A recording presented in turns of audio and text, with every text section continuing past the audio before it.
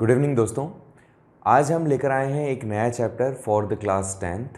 ये सेक्शन आता है हमारे सिविक्स से। हमारे चैप्टर का नाम है फेडरलिज्म, क्योंकि तुम्हें पता है टर्म 1 में हमारे केवल 2 चैप्टर बचे हुए हैं। टर्म 1 के लिए 2 चैप्टर जो कि नेक्स्ट आपके मंथ में बोर्ड एग्जामिनेशन होने वाले हैं, तो उसके लिए हमें प्रिपरेशन करना है पहले। हालांकि एनटीएससी एग्ज़ाम हमारा टारगेट था, बट थोड़ा सा हम स्लो हैं उसके अंदर। तो आपको इस चैप्टर को कंप्लीट करना है, एटलीस्ट बोर्ड में आपके मार्क्स अच्छे आने ज़रूरी हैं। तो हमारा जो चैप्टर था फेडरलिज्म, और फेडरलिज्म चैप्टर कहीं ना कहीं बहुत ही सिंपल चैप्टर है और आपको एक ही बारे में मोस्ट प्रोबेबली आपको समझ में आ जाएगा। क्यों मैं इसको इजी कह रहा हूँ? क्योंकि मैक्सिमम चीज़ें आप पढ़ के आए हुए हैं और आपने पढ़ी हुई भी है, तो आपको ज़्यादा इम्पैक्ट, ज़्यादा नेगेटिविटी और ज़्यादा प्रॉब्लम इसमें फेस करने को नहीं मिलेगी। ठीक है, तो देखिए, अगर हम फेडरलिज्म को समझें तो फेडरलिज्म जो वर्ड है, फेडरल वर्ड से बना हुआ है, जिसका मतलब होता है ग्रुप या संघ। संघ, और तुम जानते ही हो, जैसे हमने कई सारे नेशनलिज्म पढ़ा था ना, तब भी मैंने आपको बताया था कि अगर इसके साथ में किसी भी वर्ड के साथ में आईएसएम लग जाता है, सफिक्स लग जाता है आईएसएम, तो उसका मतलब होता है उसकी थ्योरी, आइडियोलॉजी, थॉट। ठीक है, तो अपने आप को ग्रुप में रखना, इस तरह का आइडियोलॉजी, इस तरह का थॉट, उसी को क्या कहा जाता है? फेडरलिज्म। ये तो मैंने सिंपल सा इस वर्ड का मतलब आपको बताने की कोशिश की। अब देखो, थोड़ा सा इसको समझने की कोशिश करते हैं कि आपकी बुक के हिसाब से क्या है। यहां पर इसने बताया कि they are different forms of power sharing, like horizontal power sharing and vertical power sharing. अब ये 2 टर्म जब मैं पढ़ रहा हूं तो मुझे याद आ रहा है कि मैंने आपको चैप्टर नंबर 1 पावर शेयरिंग वाले चैप्टर में हॉरिजॉन्टल पावर शेयरिंग भी बताया था और वर्टिकल पावर शेयरिंग भी बताया था। होपफुली आपको याद है। नहीं याद है तो शायद एक बार इसको मुझे बताना पड़ेगा ही। देखिए, हॉरिजॉन्टल पावर शेयरिंग क्या होता है? हॉरिजॉन्टल मतलब पैरेलल, इक्वल्स। तो जैसे सेंट्रल गवर्नमेंट होती है, फिर उसके पैरेलली पावर हम किसको दे देते हैं? स्टेट गवर्नमेंट को दे देते हैं, और उसी की पैरेलल पावर हम लोकल गवर्नमेंट को दे देते हैं। तो this is horizontal power sharing. और दूसरा आता है हमारे यहाँ वर्टिकल पावर शेयरिंग, मतलब स्टैंडिंग फॉर्म में। तो यहाँ पे सबसे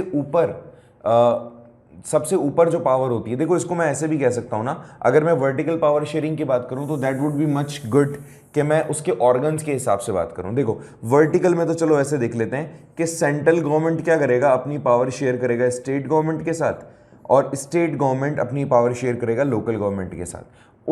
उसके इक्वल मत करना, उसको थोड़ा सा अलग तरीके से बताता हूँ मैं। ये तो हो गया आपका वर्टिकल। और हॉरिजॉन्टल में गवर्नमेंट्स मत करो, आप इसके ऑर्गन्स कर लो। कैसे? तो अगर हम हॉरिजॉन्टल की बात करें तो हॉरिजॉन्टल में क्या आएगा? एक आएगा आपका लेजिस्लेचर, एक आएगा आपका एग्जीक्यूटिव, और एक आएगा आपका जुडिशरी। ठीक है, सो ये क्या हो गया? ये एक तरीके से equal form, equal power in administration. ठीक है, तो these are the organs, 3 organs we have, sorry. तो 3 ऑर्गन्स वी हैव, जिसके अंदर हम क्या करते हैं? पावर को शेयर कर देते हैं equally. This is horizontal power sharing and this is vertical power sharing.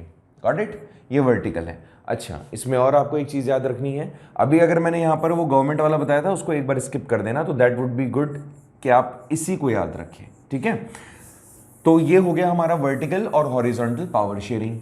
अब देखो भाई, आगे क्या है, इसको और थोड़ा समझने की कोशिश करते हैं। सोशल पावर शेयरिंग, मैंने आपको बताया था सोशल पावर शेयरिंग में जब हम अलग अलग कास्ट, कम्युनिटी, रिलीजन के अंदर भी पावर को बांट देते हैं।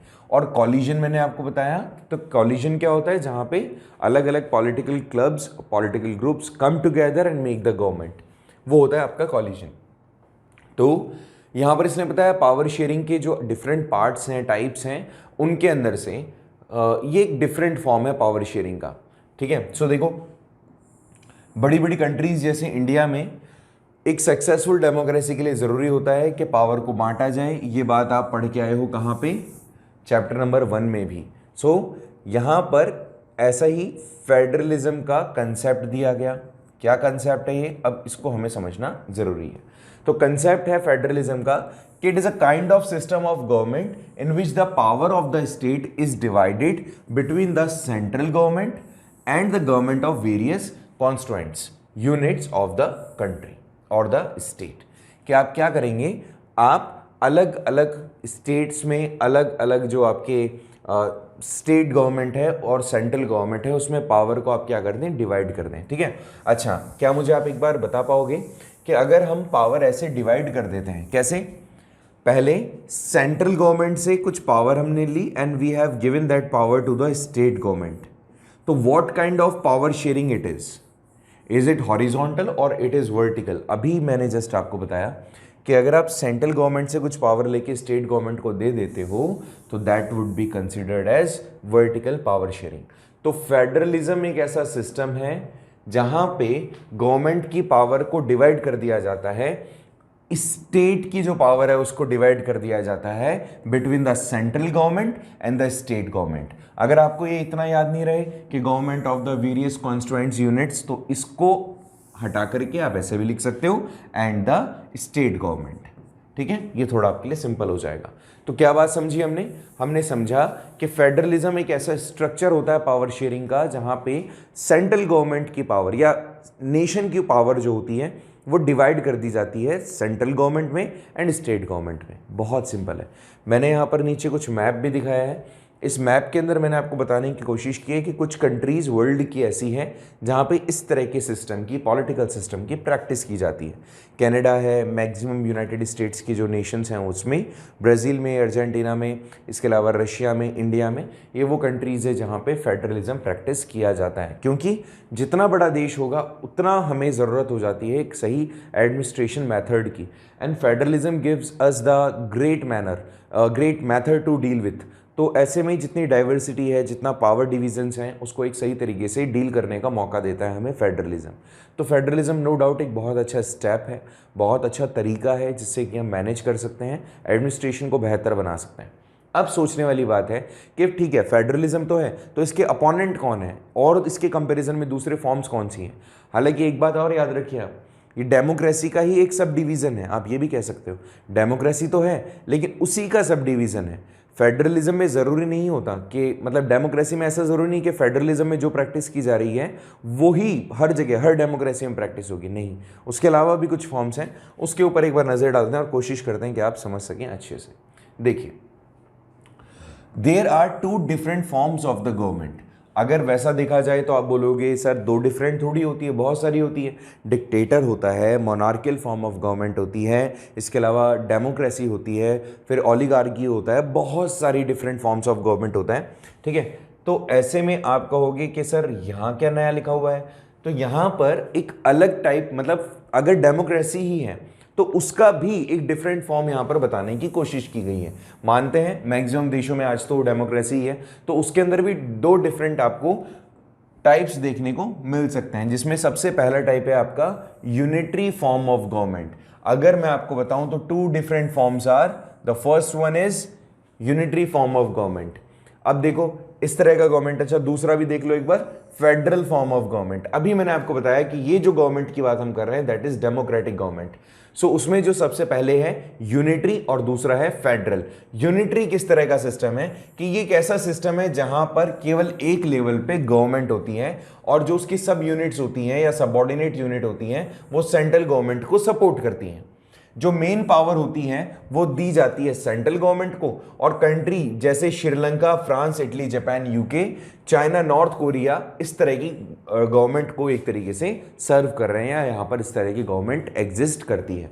बात समझने की कोशिश करें कि यूनिटरी फॉर्म ऑफ गवर्नमेंट में क्या होगा, वहां पर एक ही लेवल पे गवर्नमेंट होगी और वो ही रिस्पॉन्सिबल होगी। या सिंपल सी बात है कि यूनिटरी वो यूनिट बना करके रहेगी एंड उसके अंदर जो सेंट्रलाइज्ड पावर है वो सेंट्रल गवर्नमेंट के पास में है, उसने अपनी पावर्स को शेयर नहीं किया। जबकि अगर हम दूसरे सिस्टम की बात करें जो कि है फेडरल फॉर्म ऑफ गवर्नमेंट, तो ऐसे में क्या होगा, वहां पे पावर सेंट्रल गवर्नमेंट के पास भी होती है एज वेल एज जो अलग अलग वेरियस स्टेट्स हैं, जो अलग उसके स्टेट्स बने हैं, यूनिट टेरिटरीज बनी है सॉरी, तो उनको भी आप क्या करेंगे, पावर को शेयर कर देते हैं।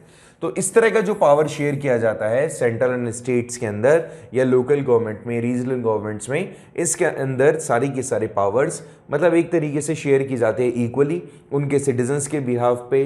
उनके अंदर कितनी डिमांड है, किस चीज़ की रिक्वायरमेंट है, क्या उनकी नेसेसिटीज़ हैं, इन सभी को देखते हुए पावर को डिवाइड कर दिया जाता है। और इस तरह की जो पावर्स देखने को मिलती है, इस तरह का जो सिस्टम देखने को मिलता है, we can see in US, Canada, Argentina, Australia, जो अभी हमने एग्जांपल्स देखे, एज वेल एज इंडिया।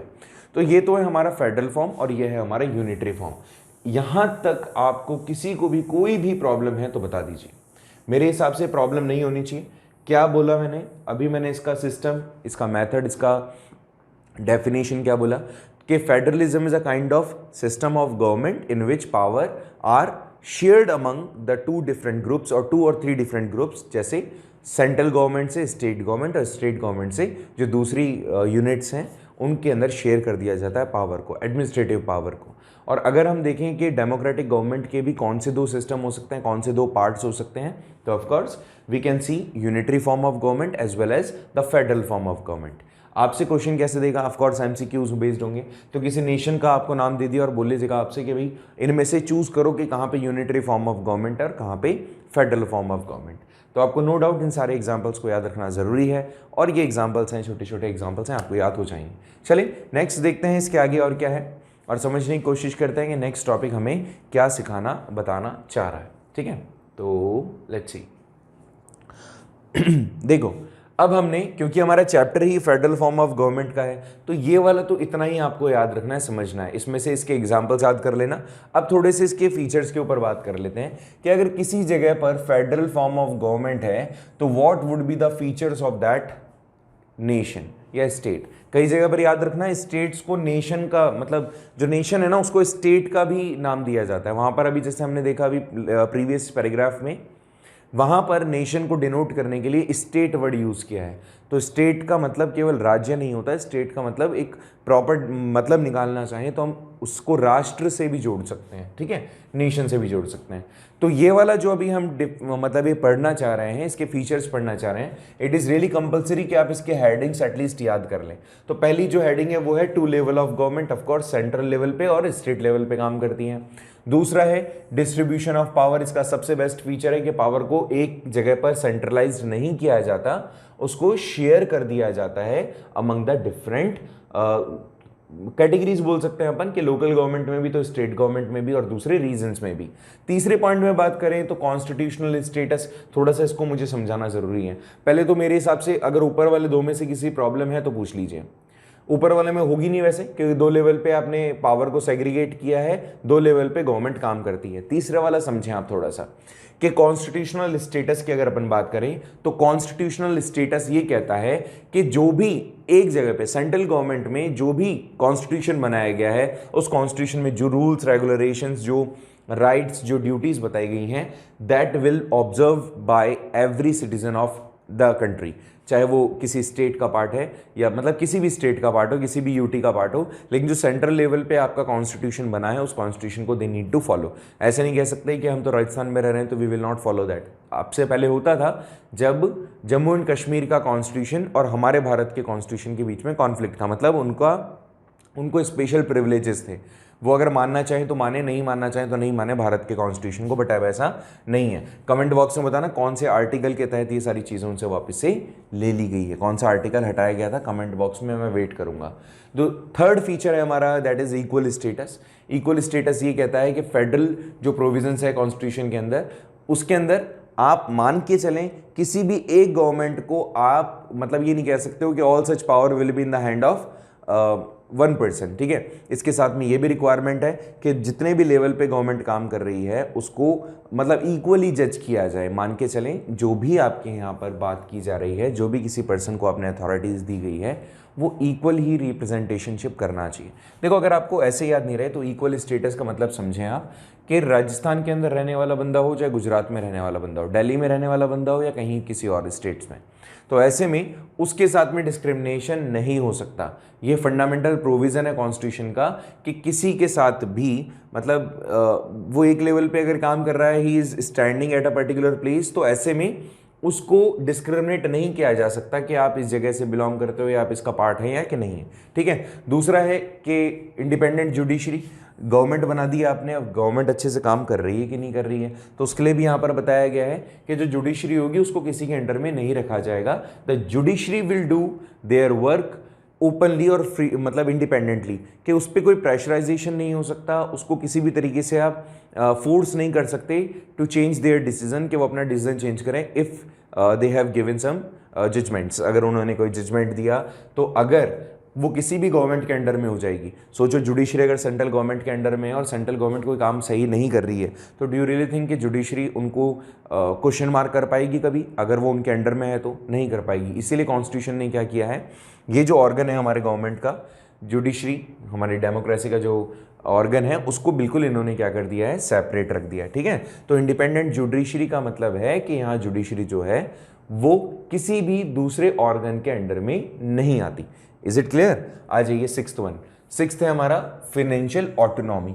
ये थोड़ा सा ज़रूरी इसलिए हो जाता है, पहले तो ये समझ लो क्या है। सोचिए कि अगर हमारा जो इंडिया है, अगर इंडिया के अंदर फाइनेंशियल ऑटोनॉमी ना हो, फाइनेंशियल ऑटोनॉमी का मतलब आप ऐसे समझ सकते हो कि अगर इंडिया का हर स्टेट अपना अपना पैसा खुद प्रिंट करने लग जाए तो कंडीशन क्या होगी, आप ऐसे समझो। ऐसे में कंडीशन ये हो जाएगी, the people will not follow a particular order जो भी सेंट्रल गवर्नमेंट के थ्रू जा रहे हैं, और हमारा इंडिया एक यूनाइटेड होते हुए भी मतलब बहुत सारे पार्ट्स में डिवाइड हो जाएगा। और कितना ज़्यादा प्रॉब्लम हो सकता है कि एक स्टेट से दूसरे स्टेट भी आप जा रहे हो तो आपको अलग अलग करेंसीज देखने को मिलेगी। तो ऐसे में क्या होगा, ये एक तरीके से वही बात होगी कि आपने अपने नेशन को खुद से तोड़ दिया अगर आपने फिनेंस अलग अलग कर दिया तो। याद करो फ्रेंच रेवोल्यूशन, उसमें भी तो ऐसे कुछ बताया। फ्रांस के अंदर, जर्मनी के अंदर या यूरोप के अंदर जब हम पढ़ रहे थे तो हमने ये देखा था कि वहाँ पर जो अलग अलग करेंसी थी, इन सब के कारण से जो लोग थे वो एक दूसरे के साथ में कनेक्ट नहीं हो पा रहे थे। तो यहाँ पर भी यही किया जाता है, फाइनेंशियल ऑटोनॉमी रखी जाती है कि central government will be responsible for creating और responsible for printing the notes, और वही सर्कुलेशन करेगी। ऐसा नहीं होगा कि किसी स्टेट को अथॉरिटी दे दी जाए। ठीक है, तो फाइनेंशियल ऑटोनॉमी का मतलब होता है कि रेवेन्यू कलेक्ट करना, प्रिंट करना नोट्स को, किन चीज़ों की प्राइजेस क्या होगी, ये सारी की सारी चीज़ें किसके अंडर में होती है, सेंट्रल गवर्नमेंट के अंडर में होती हैं। प्रेसिडेंट इसको क्या करते हैं, डील करते हैं। ठीक है, अलग से डिपार्टमेंट बना दिया हमने, सेंट्रल बैंक बना दिया जिसको रिजर्व बैंक ऑफ इंडिया कहते हैं, and that central bank of government deals with all such activities जो भी फाइनेंस से रिलेटेड है। और नेक्स्ट है आपका ड्यूअल ऑब्जेक्टिव्स। ड्यूअल ऑब्जेक्टिव्स का मतलब इसके दो मेजर ऑब्जेक्टिव होते हैं। अगर फेडरलिज्म हम अडॉप्ट कर रहे हैं तो we need to have such objectives. ये उद्देश्य हमारे होने चाहिए। पहली कि हमें हमारी यूनिटी बनाए रखनी है। दूसरा, जितने भी हमारे रीजनल डाइवर्सिटीज़ हैं उनको भी तवज्जो देना है, उनको भी वैल्यू करना है। ऐसे में ऐसा भी हो सकता था सेंट्रल गवर्नमेंट अपने सारे राइट्स, सेंट्रल गवर्नमेंट के पास में सारी अथॉरिटीज़ वो एक तरीके से खुद के पास रखे और सारे स्टेट्स को कहते भाई you need to follow our instructions. No, ऐसा नहीं। ऐसे में क्या होता, उनकी जो डाइवर्सिटी है वो कहीं ना कहीं ख़त्म हो जाती है। आपको याद होना चाहिए कि जब हमने हिंदी को कहा कि ऑफिशियल लैंग्वेज आप यूज़ बना लो, मतलब ऑफिशियल लैंग्वेज के तौर पर इसको यूज़ कर लो, तो तमिलनाडु के अंदर बहुत लंबा चौड़ा अच्छा खासा प्रोटेस्ट हुआ, और उस प्रोटेस्ट में एक चीज़ हमने एक्सेप्ट कर ली कि ठीक है, अगर आप नहीं चाहते तो अपनी रीजनल लैंग्वेज को आप रखो। अगर हमें इम्पोज ही करना होता तो हम करके छोड़ देते, अगर वो प्रोटेस्ट कर रहे हैं तो करते रहो, लेकिन ऐसा नहीं। हमें क्या करना था, हमें अकोमोडेट करना था हमारी रिलीजियस डाइवर्सिटीज़ को, हमारी डाइवर्सिटीज़ को हमें बरकरार रखना था। उस डाइवर्सिटी के साथ साथ हमें हमारी यूनिटी बना के रखनी थी।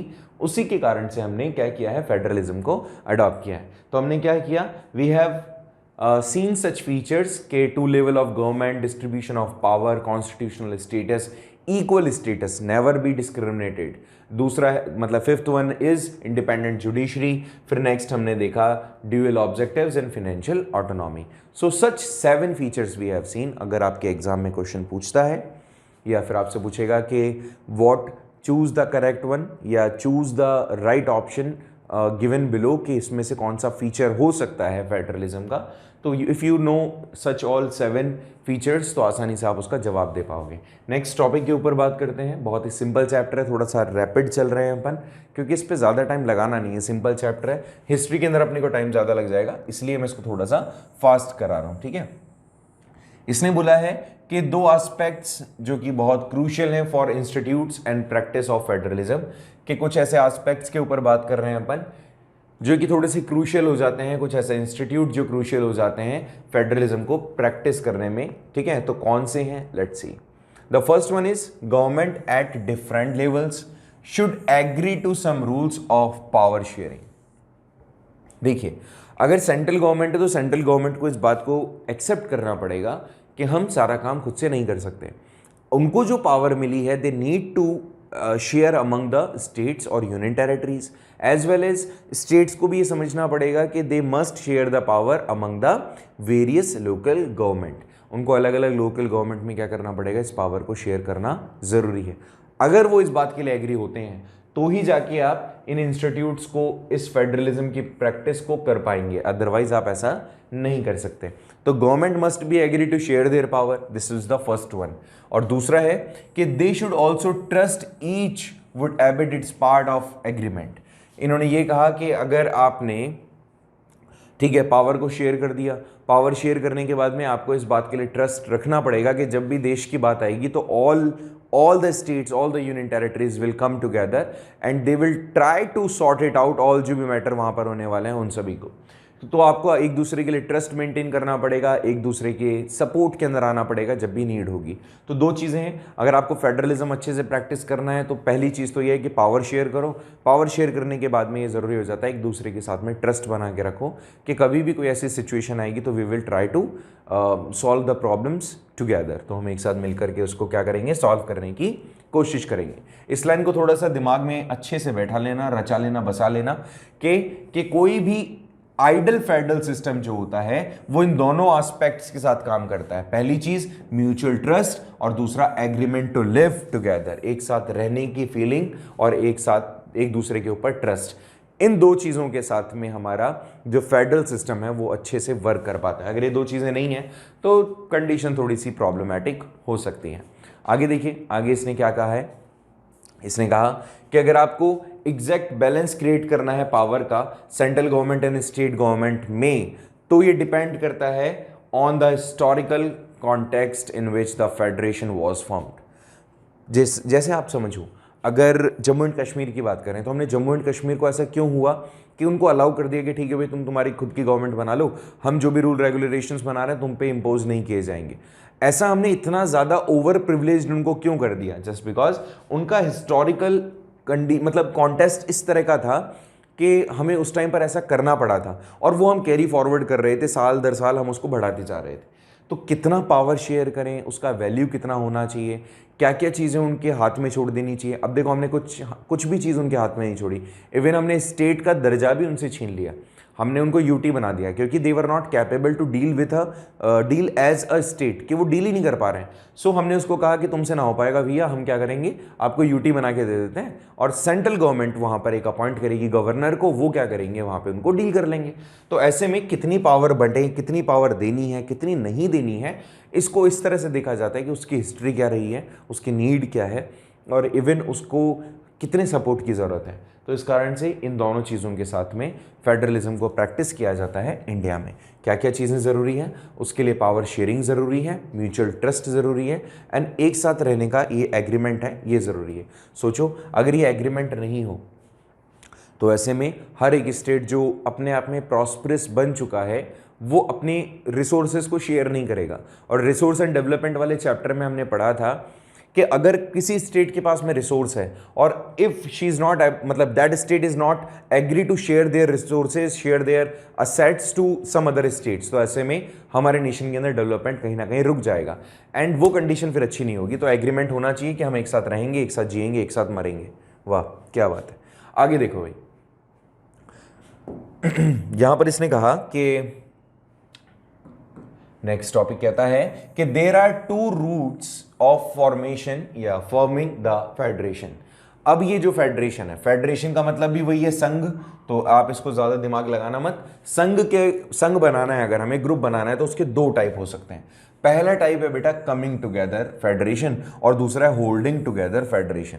यहां पर बच्चे बहुत बार कंफ्यूज होते हैं, कारण है इसका, यहां पर क्वेश्चन कॉन्फ्लिक्ट करेगा, चेंज करेगा अपने मेथड को, ठीक है, यहां पर सिचुएशन चेंज हो जाएगी, ठीक है, थोड़ा सा ध्यान रखना। इसके पहले मैं दो चीज़ और दिखा देता हूं आपको, तो आपकी कंसेप्ट एटलीस्ट वहां पर क्लियर रहे। देखो भाई, यहां पर मैंने बोला है फेडरल फॉर्म ऑफ गवर्नमेंट, यहां पे जो इंडिया है और जो यूनाइटेड स्टेट्स हैं वो एक ही एग्जाम्पल में आ रहा है, मतलब फेडरल फॉर्म ऑफ गवर्नमेंट में आ रहा है। जबकि अगर आप यहां पर इस कंसेप्ट को पढ़ेंगे, ये जो नया आप टॉपिक पढ़ेंगे, तो इंडिया तो आएगा होल्डिंग टुगेदर में और यूएसए आएगा कमिंग टुगेदर में। आपको एक पैराग्राफ में तो दोनों कंट्रीज एक जगह पे दिख रही हैं, जो कि है फेडरल स्ट्रक्चर में। जबकि फेडरल स्ट्रक्चर का ही अगर कंडीशन हम समझें तो यहां पर एक के अंदर तो यूएसए अलग है और इंडिया अलग है। एक बार ऐसा क्वेश्चन आया था, इसलिए बच्चे कंफ्यूज हुए थे। That is why I am trying कि आपको ये वाला जो इशू है दोबारा फेस ना करना पड़े। अच्छा देखो, बहुत ही सिंपल है। बहुत सिंपल कैसे है, इसको आप ऐसे ही जान जाएंगे अगर नाम से आप पढ़ रहे हैं, कमिंग टुगेदर और होल्डिंग टुगेदर, नाम से भी अगर आप इसको जज करेंगे तो भी आपका आंसर आ जाएगा। सोचो अगर 4 लोग यहां पे हैं एक साथ, 4 लोग हैं और इनके ऊपर अ पर्सन इज देयर, ठीक है, लड़ाई चलनी है। यहां पर एक और ग्रुप है, it is group A, and सामने है ग्रुप बी। अगर ग्रुप ए की लड़ाई हो रही है और ये पर्सन बोलेगे ठीक है आई एम द लीडर, मैं लीड करता हूं, तुम मेरे साथ रहना, तो ये है कमिंग टुगेदर। हालांकि है individual, all they are individuals, चाहेंगे तो अलग अलग भी लड़ सकते हैं, लेकिन इसने कहा कि भाई जब जरूरत पड़ेगी तो वी विल कम टुगेदर, हम एक साथ आएंगे। और इन्होंने कहा होल्डिंग टुगेदर, बोला कि भैया 5, हम तो 5 एक साथ ही रहेंगे, अगर नुकसान होगा तब भी हम एक साथ हैं। जब, लेकिन पहले वाले कंडीशन में जब जरूरत पड़ती है तो वो एक साथ आते हैं, इस वाले में ये हमेशा एक साथ रहते हैं। ठीक है, इतनी सी बात है कि जब जरूरत होगी तब ये एक साथ आएंगे, और जब जरूरत नहीं है तो दे आर ऑल इंडिविजुअल्स। ठीक है, तो देखो क्या है, the first concept is coming together. Coming together मतलब एक साथ आना। इस तरह का जब रूट होता है, इस तरह के अंदर, मतलब इस तरह की कंडीशंस में, इस तरह के सिस्टम में, जो इंडिपेंडेंट स्टेट्स होते हैं वो इस बात के लिए एग्री करते हैं कि वो एक साथ रहेंगे एक बड़ी सिंगल यूनिट में, मतलब वो एक यूनिट के अंदर रहेंगे, लेकिन कंडीशन क्या है, दे विल नॉट बी, मतलब अंडर दैट यूनिट, वो उस यूनिट के अंडर में नहीं है। This help in pulling all the resources for better and efficient management for all the states through one central unit. In this type of federation, all the states have equal power among themselves, are the stronger in the relations of central government। देखो भाई, बहुत simple से बात है कि जब ज़रूरत है एक साथ आ गए, रिसोर्सेज शेयर करने की बात आती है तब एक साथ आ जाते हैं, डिफेंस की बात आती है या प्रोडक्शन की बात आती है तो ये एक साथ आ जाते हैं जब ज़रूरत है। लेकिन अपने आप में ये सारे इंडिपेंडेंट हैं। यूनाइटेड स्टेट्स ऑफ अमेरिका, मतलब अमेरिका का वो ग्रुप, मतलब अमेरिकन स्टेट्स का वो ग्रुप जो क्या है, एक साथ आ रहा है, यूनाइटेड है। ऐसा होता तो हम भी ये कह देते यूनाइटेड स्टेट्स ऑफ इंडिया, लेकिन नहीं।